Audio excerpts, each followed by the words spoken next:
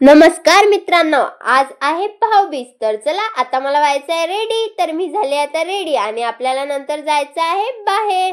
तर किशू आणि मी ना दूध पिऊन घेतला आणि नंतर ना बाहेर आले. तर इकडे बघा वातावरण किती छान झालं होतं. तर कियांशला केला बाय आणि निघाले मी बाहेर जायला. तर सगळ्यात आधी तर मी आली यादव बेकर्सवर, कारण की इकडनं आपल्याला पेस्ट्री घ्यायची होती. तर सांगते कशासाठी घ्यायची आहे. तर ना नंतर मी ना इकडनं चॉकलेट पेस्ट्री घेतली.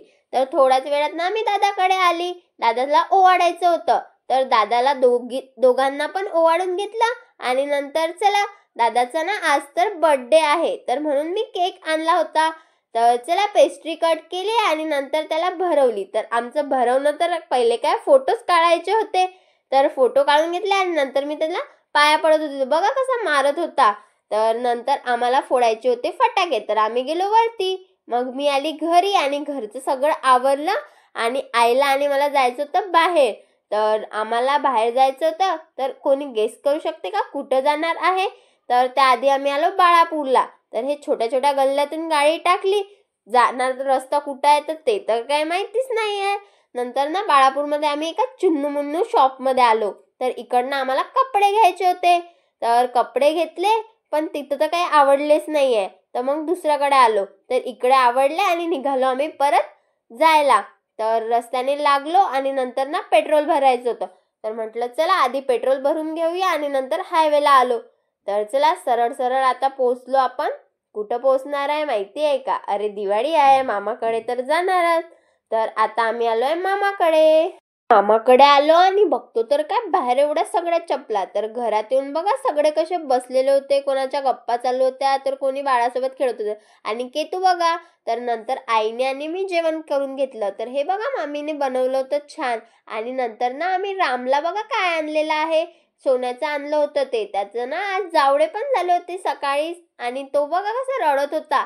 आतूनी उशिरा आणलं ना त्याला ते गळ्यातलं, म्हणून रडत होता आणि घातलं पण नाही. तर बघा आईने घालून दिला आणि नंतर ना आम्हाला पेरू खायचे होते. तर मामा बघा कशावरती चढले ते समोरच्या टिनावरती आणि आम्हा सगळ्यांना बघा किती सगळे पेरू दिले. तर राम बघा आता कसा हसत होता. तर त्याच्या गळ्यात पण घातलं होतं गोलू मोलू मस्त. आणि मनू बघा, मनूचं तर काय वेगळंच. नंतर घरात आलो आणि पेरू खाल्ले सगळ्यांनी. तर पेरू खाऊन झाले आणि नंतर आपल्याला ना डेकोरेशन करायचं होतं. आज भाऊबीज आहे. तर मानस बघा काय करत होता. तर झालाय तर सगळं डेकोरेशन करून आणि ताट पण. हे बघा खुशी कसा मेकअप करत होती आरशासमोर. तर इकडे सगळे ना ओवाळत होते सगळ्यांना. तर आईला मी व्हिडिओ दाखवत होती. तर माझी मावशीचं प्रेम बघा, आली आणि मला मस्त भरवला पेढा. तर मग मी पण भरवला आणि तिकडून दुसरी मावशी म्हणते अरे रे मी राहिली. तर मग मावशीला पण भरवला.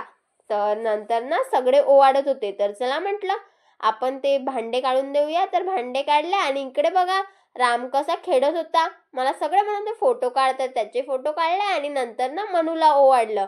तर राम बघा कसा खेळत होता मस्तपैकी माझ्यासोबत. आणि नंतर आब्बा आजीला जायचं होतं परत. तर आब्बा आजीला गाडीत बसून दिला आणि त्यांना केला बाय. मावशी म्हणत होती बाहेर चाल. तर म्हटलं एक ग्लास पाणी द्या आधी. बाहेर आलो होतो आणि घरी जाताना बघा मानस कसा खेळत होता. तर संध्याकाळ झाली तर इकडे सगळे दिवे लावत होते. कोणची दीदी आहे?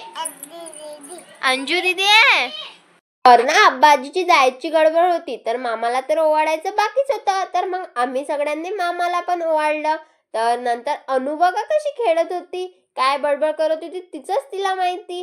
नंतर ना आम्ही सगळे जेवण करत होतो. तर माझं आणि दादाचं जेवण तर काय सोबतच असतं नेहमीच.